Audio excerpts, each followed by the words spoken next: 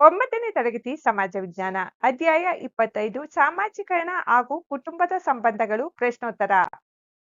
ಖಾಲಿ ಬಿಟ್ಟಿರುವ ಜಾಗಗಳನ್ನು ಸೂಕ್ತ ಪದಗಳಿಂದ ತುಂಬಿರಿ. 1. ಮಾನವ ಸಾಮಾಜಿಕ ವ್ಯಕ್ತಿಯಾಗಿ ರೂಪುಗೊಳ್ಳುವ ಪ್ರಕ್ರಿಯೆಯನ್ನು ಡ್ಯಾಶ್ ಎನ್ನುತ್ತೇವೆ. ಉತ್ತರ ಸಾಮಾಜೀಕರಣ. 2. ತಾಯಿಯ ಮಗುವಿನ ಮೊದಲ ಡ್ಯಾಶ್. ಉತ್ತರ ಗುರು. 3. ಮಲ್ಲಿಗೆ ಮೊಗ್ಗುಗಳಂತಿದ್ದ ಮಕ್ಕಳ ಮನಸ್ಸು ಡ್ಯಾಶ್ ದಿಂದಾಗಿ ಅರಳುತ್ತದೆ. ಉತ್ತರ ಸಾಮಾಜೀಕರಣ. ಈ ಕೆಳಗಿನ ಪ್ರಶ್ನೆಗಳಿಗೆ ಗುಂಪುಗಳಲ್ಲಿ ಚರ್ಚಿಸಿ ಉತ್ತರಿಸಿ. ಪ್ರಶ್ನೆ 1. ಸಾಮಾಜೀಕರಣದಲ್ಲಿ ಸಮವಯಸ್ಕರ ಪಾತ್ರವನ್ನು ತಿಳಿಸಿ. ಉತ್ತರ ಸಾಮಾಜೀಕರಣದ ಬಹುಮುಖ್ಯ ನಿಯೋಗಿಗಳು ಸಮವಯಸ್ಕರು. ಸಮವಯಸ್ಕರು ಜೊತೆಯ ಆಟಗಾರರು ಮತ್ತು ಸ್ನೇಹಿತರಾಗಿರುತ್ತಾರೆ. ಈ ಸಂಬಂಧವು ಸಹಕಾರ ಹಾಗೂ ಪರಸ್ಪರ ಹೊಂದಾಣಿಕೆಯನ್ನು ಆಧರಿಸಿರುತ್ತದೆ. ಒಂದೇ ವಯಸ್ಸಿನವರಾಗಿರುತ್ತಾರೆ. ತನ್ನ ಪೋಷಕರಿಂದ ಮತ್ತು ಶಿಕ್ಷಕರಿಂದ ತಿಳಿಯಲಾಗದ ವಿಷಯಗಳನ್ನು ಸ್ನೇಹಿತರಿಂದ ತಿಳಿಯುತ್ತಾರೆ. ಸಮಾಜ ದೃಷ್ಟಿಯಿಂದ ಈ ಅರಿವು ಅಗತ್ಯವಾಗಿರುತ್ತದೆ. ಪ್ರಶ್ನೆ 2. ಕುಟುಂಬದ ಪರಿಸರದಲ್ಲಿ ಮಗು ಕಲಿಯುವ ಮೌಲ್ಯಗಳ್ಯಾವುವು? ಉತ್ತರ ಪ್ರೀತಿ, ವಾತ್ಸಲ್ಯ, ವಿಶ್ವಾಸ, ಸಹನೆ, ಸಹೃದಯತೆ, ಸಹಕಾರ ಮೊದಲಾದ ಜೀವನ ಮೌಲ್ಯಗಳನ್ನು ಕುಟುಂಬದ ಪರಿಸರದಲ್ಲಿ ಮಗು ಕಲಿಯುತ್ತದೆ. ಪ್ರಶ್ನೆ 3. ಸಾಮಾಜೀಕರಣದ ಪ್ರಕ್ರಿಯೆಯಲ್ಲಿ ಧರ್ಮದ ಪಾತ್ರವೇನು? ಉತ್ತರ ಧರ್ಮವು ಸಾಮಾಜಿಕ ಜೀವನಕ್ಕೆ ಆದರ್ಶದ ತಳಹದಿ ಹಾಕುತ್ತದೆ. ನೀತಿಯುತವಾದ ಜೀವನ ನಡೆಸಲು ಬೋಧಿಸುತ್ತದೆ.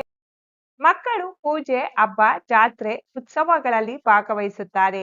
ಧಾರ್ಮಿಕ ಚಟುವಟಿಕೆಗಳನ್ನು ಮೈಗೂಡಿಸಿಕೊಳ್ಳುತ್ತಾರೆ. ಸಮಾಜ ಸೇವೆಯಲ್ಲಿ ನೆರವಾಗುತ್ತಾರೆ. ಪ್ರಶ್ನೆ 4. ಸಾಮಾಜೀಕರಣದ ಮಹತ್ವವನ್ನು ತಿಳಿಸಿ. ಉತ್ತರ ಸಾಮಾಜೀಕರಣದ ಮಹತ್ವ ಮಾನವನನ್ನು ಸಮೂಹ ಜೀವಿಯಾಗಿಸುತ್ತದೆ. ವ್ಯಕ್ತಿತ್ವದ ಬೆಳವಣಿಗೆಗೆ ಸಹಾಯಕವಾಗಿದೆ. ಜೀವನದಲ್ಲಿ ಶಿಸ್ತನ್ನು ಮೂಡಿಸುತ್ತದೆ. ವಿವಿಧ ಕೌಶಲ್ಯಗಳ ಕಲಿಕೆಗೆ ಮತ್ತು ಅಳವಡಿಕೆಗೆ ಅವಕಾಶವನ್ನು ಒದಗಿಸುತ್ತದೆ. ಸರಿಯಾದ ಆಕಾಂಕ್ಷೆಗಳನ್ನು ಬೆಳೆಸಿಕೊಳ್ಳಲು ಸಹಾಯ ಮಾಡುತ್ತದೆ. ಸಾಮಾಜಿಕ ಅಂತರವನ್ನು ತಗ್ಗಿಸುತ್ತದೆ. ಭವ್ಯ ಭವಿಷ್ಯವನ್ನು ರೂಪಿಸಲು ಅವಕಾಶವನ್ನು ನೀಡುತ್ತದೆ. ಸಂಸ್ಕೃತಿಯ ನಿರಂತರ ಮುಂದುವರಿಕೆಗೆ ಸಹಕಾರಿಯಾಗಿದೆ. ಸಾಮಾಜಿಕ ವ್ಯವಸ್ಥೆಗೆ ಭದ್ರತೆ ನೀಡುತ್ತದೆ.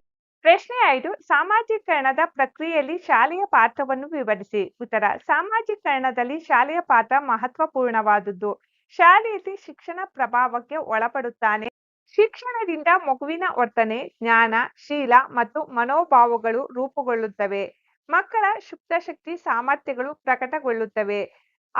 ಅವಳ ಜೀವನವನ್ನು ವಿಶಾಲಗೊಳಿಸುತ್ತದೆ. ಸಾಮಾಜಿಕ ಜೀವನಕ್ಕೆ ಅಣಿಗೊಳಿಸುತ್ತದೆ.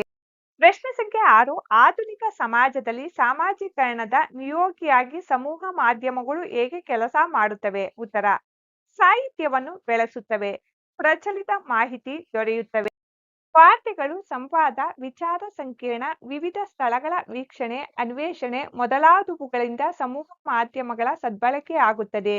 ಉತ್ತಮ ಸಂಸ್ಕಾರ ಹಾಗೂ ವ್ಯಕ್ತಿತ್ವವನ್ನು ರೂಪಿಸಿಕೊಳ್ಳಲು ಸಹಾಯಕವಾಗುತ್ತದೆ. ಶೈಕ್ಷಣಿಕ ಮಹತ್ವವುಳ್ಳ ಕಾರ್ಯಕ್ರಮಗಳು ಉತ್ತಮ ಪರಿಣಾಮ ಬೀರುತ್ತದೆ.